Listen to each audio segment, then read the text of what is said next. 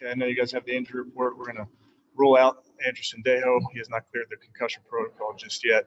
And then Wyatt Teller wasn't able to practice this week, so he's really week to week with his injury. I'll take any questions. We had a good week of practice, good day in there in the indoor, and ready to roll. But I'll take any questions you have. Thank you, Coach. The first question will be from Nate Ulrich. Hey, Kevin, is David Njoku looks like a new injury. What's going on with him? Yeah, precautionary, held him out, but I'm optimistic that he'll be out there Sunday night. Okay, and then what about the other guys that you got back this week? Denzel Ward, Austin Hooper, Kadarius Hodge. How do you feel about them? Or you expect them to play Sunday? Yeah, I feel good about those guys. Thank you. Thank you, Nate. Scott Petrick will be next. Hey, Kevin. Couple more injury things. J.C. Treader didn't practice, but not injury related. Is he expected to be okay Sunday? Yes. Okay. And when you say why it's week to week, it kind of makes me think high ankle. Is that what it is? I'm not going to get into the specifics of it, Scott, but he's week to week. But not an IR situation? He's week to week. Thanks. Thank you, Scott. Next is Daryl Ryder. Hey, Coach. I wanted to ask you about Myles Garrett and what you've seen from him, coming back. Does he look like the guy he was prior to COVID?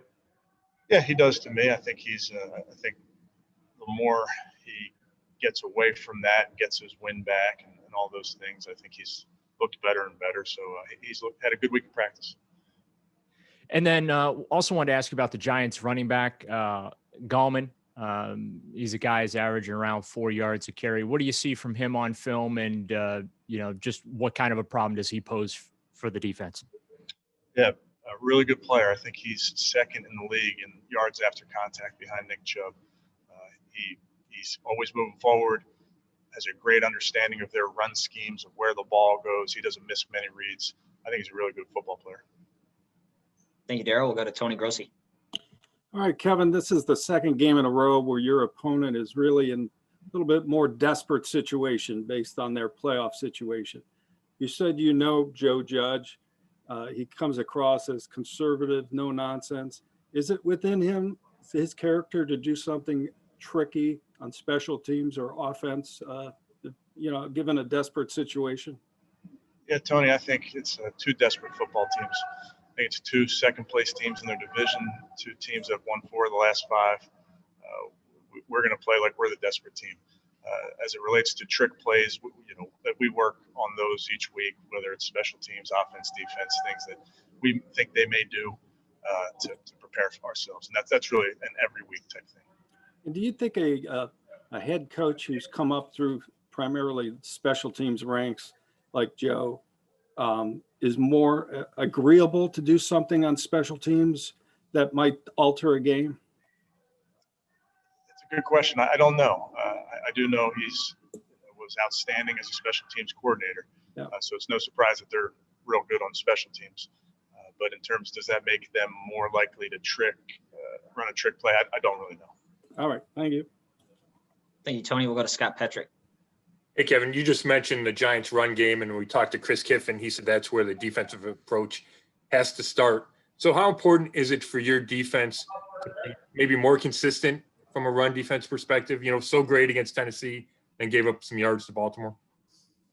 I think we're just looking at the challenge this week, Scott, and they do a nice job. They'll put 3 tight ends out there. They're running the ball. They're running it. It's downhill. It's double teams. Then they'll pull a guard. It presents some issues to your run fits. So we got to be on point in how we attack blocks, on point about how we fit our gaps, because this is a very, very good run attack. Thanks. Thank you, Scott. Jake Trotter will have our next question. Yeah, Kevin, Jarvis was pretty heated yesterday talking about Marcus Peters appearing to spit on him during the Monday night game. Peters denied it. Harbaugh said that, Marcus would never do that earlier today. Do you have any comment on the whole situation? I don't. Thank you, Jake. We'll go back to Daryl Ryder. A little bit of an aside question here, Kevin. I wanted to ask you about Pro Bowl voting. If I remember correctly, today's the day that you get to vote for Pro Bowl Is this your first time getting to do that? No, I mean, as a coach, you typically get together with the offensive and the defensive staff, and you sit down and you talk about each one of the positions. So that's something that our offensive and defensive coaches did in their meetings this week. And it's an important meeting because this is important to these guys. A lot of them have earned it, and you want to give it its proper due and talk about the players. And we have intimate knowledge of some of the guys that give us trouble over the course of the season. So I'm guessing you just went straight Browns up and down the ballot, right? I think. Can you vote for your guys, PJB? Can you? No, you can't do that. Thanks, Daryl. We'll go to Mary Kay Cabot. Yeah. What kind of cornerback? What kind of cornerback is James Bradbury? And you guys know what it feels like to be without Denzel for these past 3 weeks. So can you just talk about what he meant to them as a team and what this means for you guys now? Yeah, he's a good player, Mary Kay. I will tell you, they have a bunch of good corners. I really think that he's a good player, so I don't want to make it seem like they won't miss him because we know that feeling, like you said, but we know the challenge that this entire defense presents to us. Bradbury in particular, I have a ton of respect for. Makes plays on the ball, long, plays within the scheme, good in man, really good in zone, visual in the cue. He's doing a nice job. Thank you. Thank you, Mary Kay. Tony Grossi, you're up. Hey, I apologize for looking back to Monday, but I didn't have a chance to ask you, but did you give any consideration to calling timeout before Tucker's last field goal?